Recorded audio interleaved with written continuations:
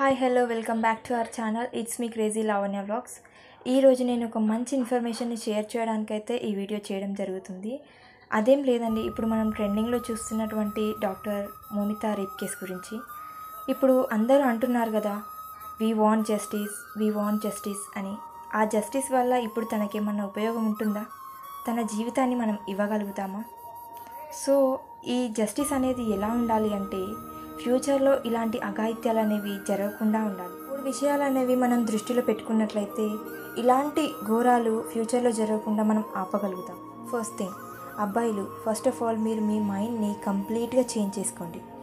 బయట కనిపించే ప్రతి ఒక్క అమ్మాయి ఒక అక్కగాను, చెల్లిగాను, వీలైతే మీ తల్లిగాను ఊహించుకోండి.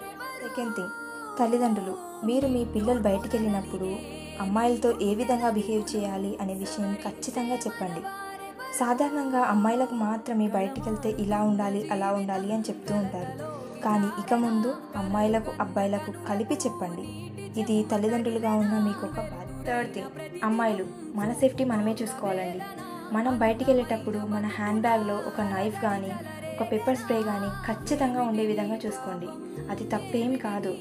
మనకు ఆ ఇన్సిడెంట్ జరుగుతుందా అంటే అది సెకండరీ.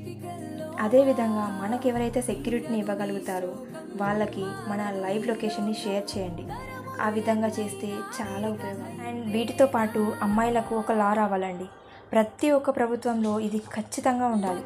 ఎలా అంటే, అమ్మాయిలపైన ఎవరైతే అఘాయిత్యం చేశారని చెప్పి తెలుస్తుందో అదే క్షణాన వాడిని నగ్నంగా అక్కడికక్కడే పబ్లిక్లో ఊరేగించి చిత్రవదన చేసి నరకయాతన చూపించి అక్కడికక్కడే చంపేయాలి.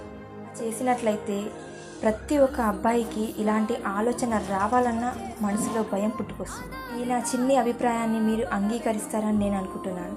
Thank you for watching.